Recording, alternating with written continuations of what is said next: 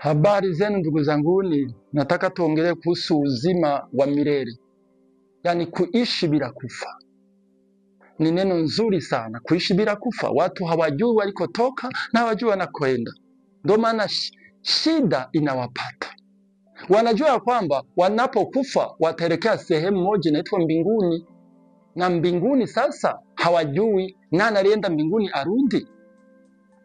Maandiko mengi yaliyokuja ni maandiko ya udanganyifu. Yaani miungu migeni iliyokuja katika nchi hasa za Afrika. Walituletea miungu migeni, sio Mungu halisi ambayo huyo ninayoongelea mimi. Mungu halisi hajui mambo ya kifo. Anayejua mambo ya kifo ni yule aliyeasi mbinguni. Yeye huyo wanaita Ibilisi, Shetani aliasi mbinguni. Alipoasi mbinguni akamdanganya mtu, aliumbwa katika matendo mbinguni. Ule mtu alikuwa hajajua mema na mabaya. Alikuwa anajua yule anayemtembelea kila siku ndiye Mungu, kumbe ule alikuwa akimtembelea kila siku ilikuwa ni Lucifer. Alikuwa bado hajaasi kwa Mungu. Lucifer akawa na ile chuki ndani yake. Akasema, kwa nini mtu kaumbwa katika matendo?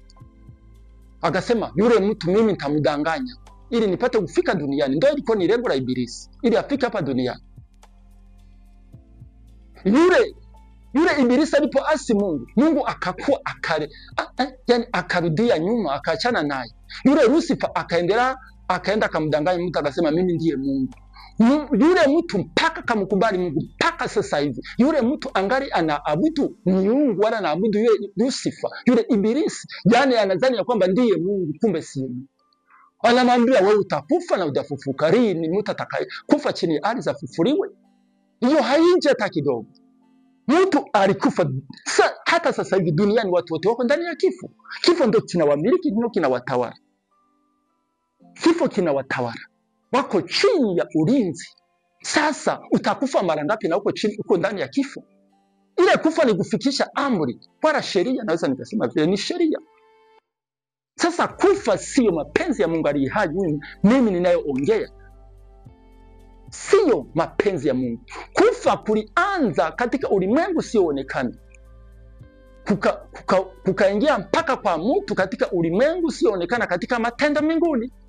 Yule mtu alipopokea kifo akafa, dunia hii ikaonekana kutokana na kifo. Hii dunia ilionekana kutokana na kifo cha mtu, mpaka watu walioko duniani wote wanatembea ndani kifo. Hata vitu wanavyotengeneza vyote ni kifo. Nikiwa ni gari ni kifo, kiwa ni ndege ni kifo, kila kitu, na maji yenyewe ni kifo na kupitua. Hata watu wanaenda kubatiza, wanasema wanaenda kubatiza ndani ya maji. Yale maji ndio yanaua. Sasa ni nini? Kila kitu ni kifo. Kitu chochote ukigusa umeme ni kifo, kila kitu. Watu wote wako ndani ya kifo. Nani aliyeshinda kifo aseme mimi nimeokoka? Warokole wako watu wanayesema umeokoka. Kuokoka ni nini? Ni kutoka sehemu na kwenda sehemu, ndipo unapookolewa. Sasa unapookoka huwezi kurudia ulikotoka. Sasa kwa nini watu wanasema wameokoka ndani ya kifo na wanarudi ndani ya kifo? Je, hiyo ni ukombozi au ni kudanganya watu? Ni udanganyifu Ibilisi aliyofanya kupitia katika maandiko. Maandiko yaliandikwa na mtu. Ule mtu aliandika sababu aliona na yeye na mwanzo na mwisho. Na yeye akaandika sharti kifo akakiweka mbele, akajipatia samani kifo.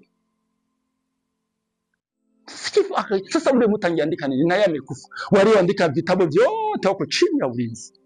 Kisha kufa. Sauti zinazoongelea duniani ni sauti za wafu. Mathayo, Luka, Yohana na wengine wote ni walisha kufa, miili yao ilishagaharibika. Sauti zinazoongea, zile sauti zinazoongea duniani ni sauti za wafu. Mtu mkiongea tu leta maandiko. Maandiko yenyewe yamesha kufa. Andiko linaua. Hayaandikwa katika Wakorintho wa kwanza 3:3. Andiko linaua. Sasa andiko wasangalia gisi linaua watu. Maana wanalitumia hawalijui, kumbe linawaua. Sasa sisi kitu ambacho tunakuja kufanya, tunakuja kufufua ile andiko katika ulimwengu wa roho na ile andiko katika matendo yanaonekana. Sharti mtu awe mzima katika mwili, katika roho na katika mwili. Ndio maana tunaandika kwenye nani zetu ma YouTube, ukiandika mbingu mpya na nchi mpya utafuata mafundisho. Ndivyo hivyo watu walipotea, walipotezwa wakapotea, hawajui. Ndio maana wanasema, maandiko yanasema aliyekuja yeye alikuwa ni mwivi, mnyang'anyi, hakuwa na roho ya kondo, alikuja kuchinja na kuharibu. Alimwaga damu. Damu gani iliyomwagika? Damu imwagika ni damu inayomwagika kila siku. Angalia damu inayomwagika. Damu inamwagika kila siku. Kila siku. Hata niko naongea sasa hivi dunia mzima damu inamwagika. Sasa damu ndio itaokoa mtu. Mambo ya udanganyifu waliotuletea. Huyu Mungu ambaye ametokea katika Afrika, nchini Burundi, ndiye Mungu halisi. Hakuna Mungu mwingine utakayeona. Na watu wote watamalizika, na wale ambao watampenda huyu Mungu na wataishi siku zote kwa furaha na raha tele. Na Mungu awabariki.